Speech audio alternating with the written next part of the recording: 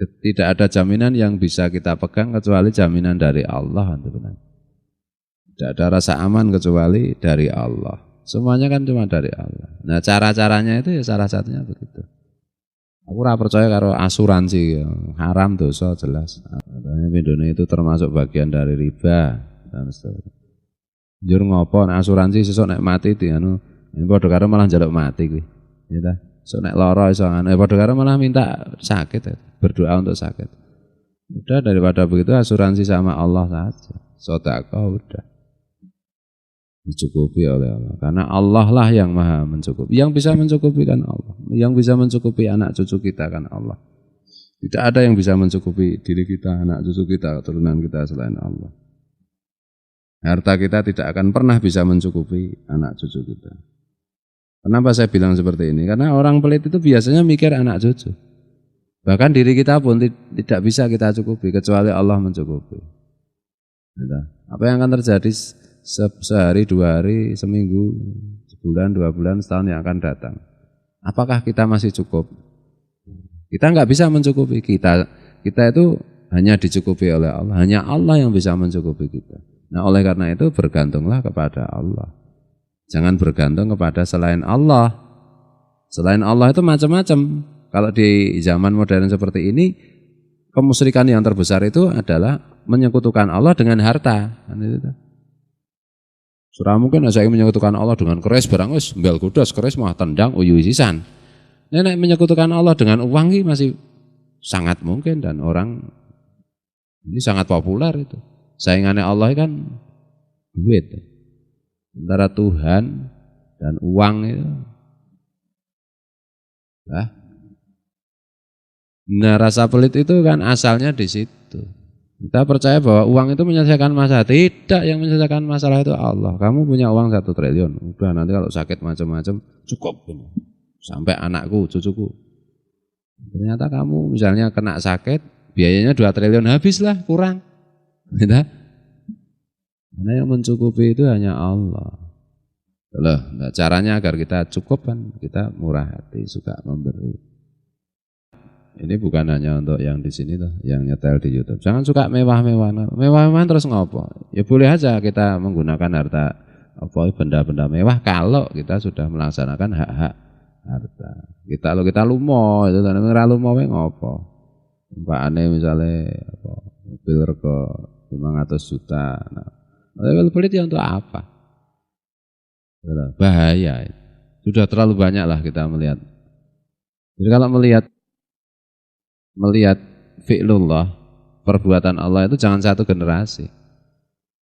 Misalnya Dadap duwe anak Suto duwe anak Noyo, 3 generasi itu kamu lihat. Dadap sugih banget, Suto rada sugih, Noyo dadi kere mende. Nah, bisa dicari sebab, oh Dadap iki pelit. Suto ya mewarisi pelitnya, ayo wis, Noyone karek modiar. Ngono ta? Nah, ya ternyata wis kere pelit, oh iso anake wis langsung neraka kuwi. Wis kere isih pelit. Nah nek wong kere iki pelite piye? Ya pelite iki nek ana wong dinehi meri iki jenenge pelit kuwi. Utawa ya nek duwe iku ora bakal ngenehi, padane aku kere bener ora ndek apa-apa. Terus mbayangke aku nek ndedit ini Pak Wan ora bakal tak nehi. Sapa ora bakal tak untal dhewe kabeh. Aku jenenge cetil. Kowe ora duwe kok ngono pikirane, ya ta? Ndek ibu duwe. Agak sing ra duwe pikirane sok aku nek ndedit tak nggo sedekah nek mbasan ndedit ya lali ya, Geng ya. Iki pikirane apik wis lali ndek bawa pikirane elek kan to. Mula sak elek-eleke. Nah, gitu loh. Jangan pernah merasa aman. Saya memperhatikan itu 2-3 generasi lah. Tahun 80, 90, apalagi tahun 70, 1970, 80, 90. Simbol-simbol kekayaan udah berbeda dengan zaman sekarang. Nanti 10 tahun, 20 tahun lagi udah beda. Yang disebut kaya itu kayak apa kriterianya ya berbeda. Apa tahun 60, 50, tahun 50-an kaya raya punya warung. Terus ada beberapa jajanan pasar termasuk gereh, wis kaya raya itu. Ibu mbiyen cerita Pak D, kakaknya ibu itu dulu kaya raya itu. Dodol pelembungan wis kaya banget lah. Pite loro wis kaya banget. Nah, saiki wong kono ki rek mung dianggap kere ya toh. Tendiang sisan, ngono toh? Karena kriteria kaya sudah berbeda lagi. Gitu loh. Nah, supaya anak cucu kita itu kaya terus, kaya raya terus, bukan kayak monyet ya toh. Ya kita menjadi orang lumo. Gitu loh. Lumo itu berarti kaya sudah titik. Orang yang murah hati itu sudah kaya. Anaknya nanti kaya, cucunya kaya. Tinggal kita wasiatkan pada anak kita. Kamu orang hidup harus suka memberi, murah hati. Nah, murah senyum, murah hati. Bukan hanya murah senyum, murah senyum tidak murah harta ya senyummu pahit. Nah, murah senyum, murah harta. Nah, cara guru sekumpul banyak lah. Gitu loh.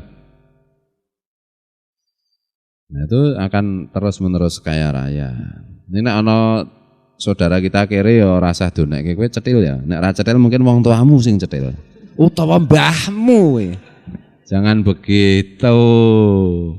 Bisa jadi dia kere itu ya karena itu pangkat. Oh, kere kan pangkat juga toh. Ada orang yang dibuat kere karena diberi pangkat oleh Allah. Pangkat kere itu ada pahalanya tinggi. Itu loh, siapa tahu dia kerenya itu bukan karena gimana-gimana, karena dia dipilih Allah untuk berpangkat tinggi.